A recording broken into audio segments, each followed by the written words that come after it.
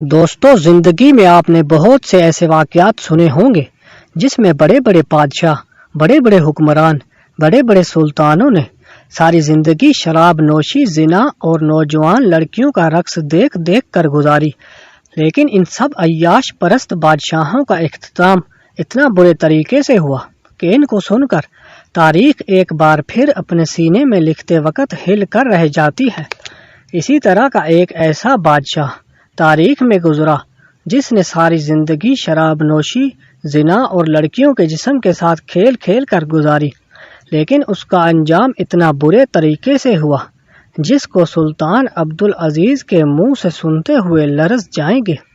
آخر وہ کون سا بادشاہ تھا جو کہ سلطان عبدالعزیز، جس کا نام سلطنت عثمانیہ کے طاقتور سلطانوں میں شمار کیا جاتا ہے، کہ بہترین دوست ہونے کے بعد آخر ان میں ایسی کیا لڑائی ہوئی کہ سلطان عبدالعزیز نے اسی بادشاہ کو اس کے محل کی دیواروں کے نیچے دفن کر دیا تھا۔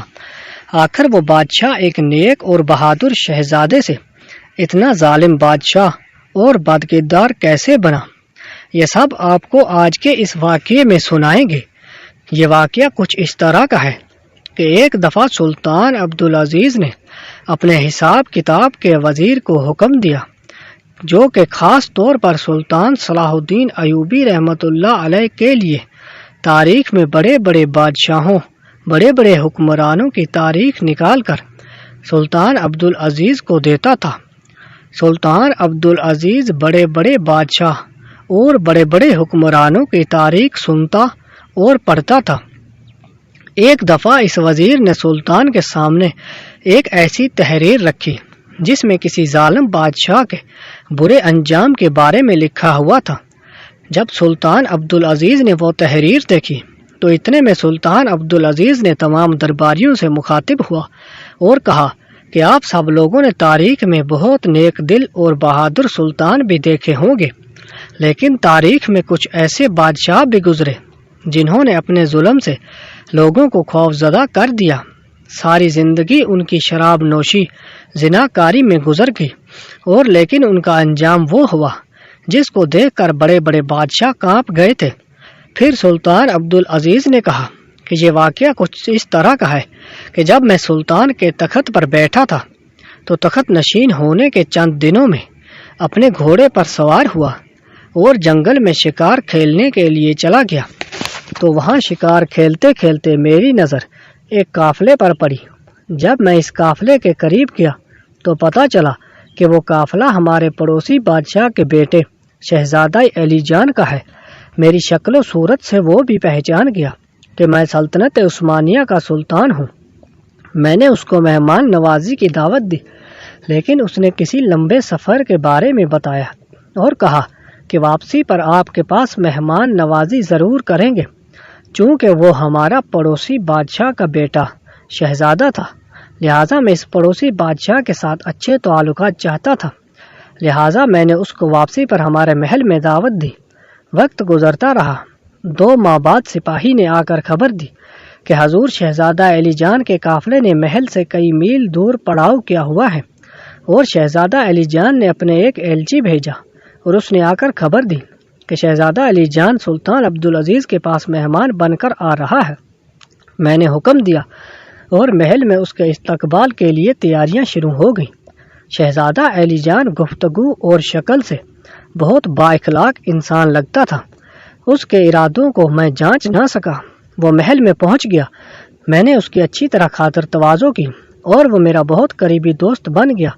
چند دنوں بعد اپنے باپ کی جگہ پر تخت نشین ہو گیا اور اس نے مجھے دعوت دی، تو میں اس کی دعوت پر اسے مبارکباد دینے کے لیے اس کے محل میں گیا تھا۔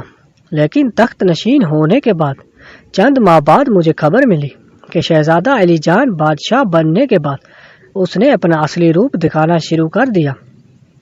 اس نے اپنے محل کے تہہ خانوں میں 500 نوجوان اور حسین و جمیل لڑکیاں خرید کر رکھ لی ہیں، اور اس نے محل کے باہر ایک بہت بڑا چبوترا بنوایا ہے جس پر بیٹھ کر وہ پوری سلطنت کا نظارہ کرتا ہے اور حسین و جمیل لڑکیوں کو دیکھتا ہے۔ بازار کا سارا شراب وہی شہزادہ علی جان خرید لیتا ہے۔ ساری رات اس کے محل میں شراب نوشی کی دعوت چلتی ہے۔ رات کے آخری پہر میں وہ ان کنیزوں کے تہہ خانے میں چلا جاتا ہے اور جو بھی اس کو کنیز پسند آتی ہے وہ اس کے ساتھ زنا کرتا ہے۔ لیکن بے شرمی کی بات یہ تھی کہ وہ ان 500 کنیزوں میں تمام کو ننگا کر دیتا اور ان 500 کے سامنے ایک کنیز کے ساتھ اپنی ہوس پوری کرتا، اور ہر رات اسی طرح ہوتا۔ ہر رات وہ کسی نئی کنیز کے ساتھ زنا کرتا اور رات کے پہلے پہر شراب نوشی ہوتی۔ اس کی سلطنت میں غریب کو دشمن کی نگاہ سے دیکھا جاتا تھا۔ وہ غریبوں کو پکڑ کر اس نے ایک ایسی جیل بنوائی جس میں وہ ننگا کر کے پھینک دیتا تھا۔ نہ ہی ان کو کھانے کے لیے کچھ دیا جاتا اور نہ ہی پینے کے لیے۔ وہیں وہ غریب مظلوم اسی جیل میں بھوک اور پیاس سے اور سردی کی وجہ سے تڑپ تڑپ کر مر جاتے تھے۔ لیکن اس بادشاہ ظالم ایلی جان کو ذرا بھی ترس نہ آتا۔ میں نے اس کو ایک بار خط لکھا کہ تمہارے بابا تو بالکل ایسے نہیں تھے۔ تم آخر کون سا مقصد لے کر بادشاہی کے منصب پر آئے؟ تم اپنے آپ کو سیدھے راستے پر لے آؤ ورنہ تمہارا انجام بہت برا ہوگا۔ تو اس نے میرے ایلچی کو ہی قتل کر دیا اور آگے سے مجھے دھمکی دے دی۔ جاسوسوں کے مطابق مجھے خبر ملی تھی کہ جب میرا ایلچی پیغام لے کر اس کے پاس گیا تو وہ ایک کنیز کو ننگی حالت میں گود میں بٹھائے ہوئے تھا۔ اس نے اپنے سپاہیوں کے سامنے میرے ایلچی کو قتل کر دیا۔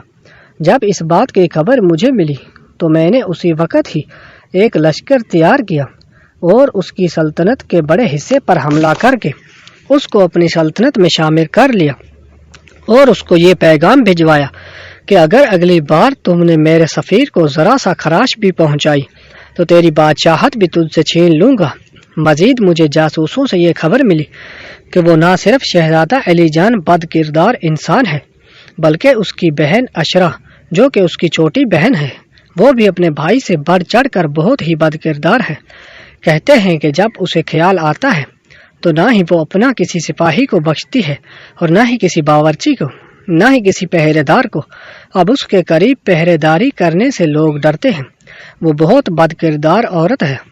اس کے کمرے میں ہر وقت 10 وحشی قسم کے مرد ہر وقت موجود رہتے تھے اور سارا دن اس کے کمرے میں شراب نوشی اور زنا کاری کا کام ہوتا تھا۔ وقت گزرتا رہا اور مختلف بادشاہ اس کی سلطنت پر قبضہ کر کے اس کی سلطنت کو چھیننے لگے، لیکن وہ شراب کے نشے میں ڈوبتا چلا گیا۔ اس کو ذرا بھی فرق نہ آیا کہ اس کی سلطنت آہستہ آہستہ ختم ہوتی جا رہی ہے۔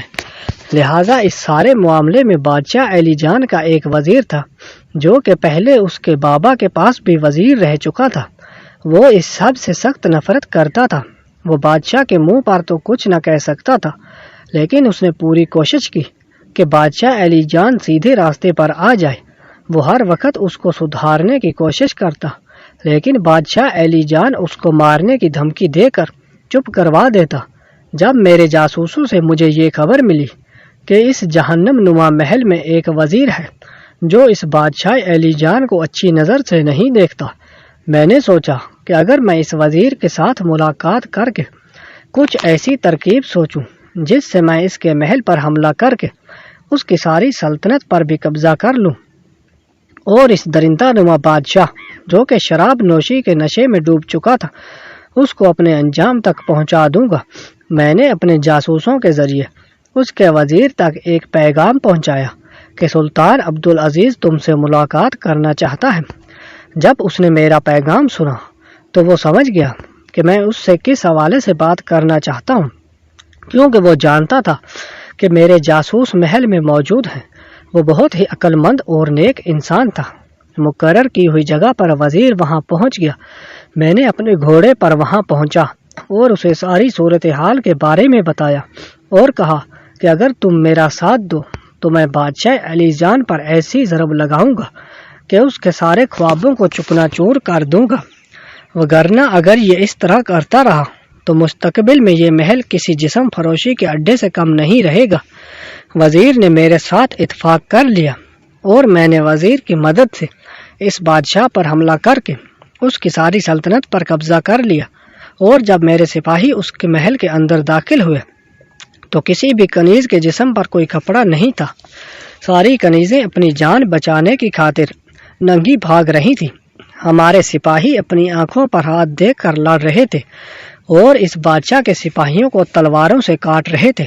جب یہ سارا منظر میں نے دیکھا تو میں اسی وقت سجدے میں گر گیا اور کہا، اے میرے مالک، اس گناہ گار بندے کو تم نے اتنی بڑی فتح نصیب فرمائی، اور اسی طرح ہم نے تمام کنیزوں کو لباس میں ملبوس کر کے آزاد کر دیا، اور میں نے اس سلطنت میں اعلان کر دیا کہ جو بھی آدمی کسی لڑکی کے ساتھ زنا کرتا ہوا پکڑا گیا اس کی گردن اڑا دی جائے گی۔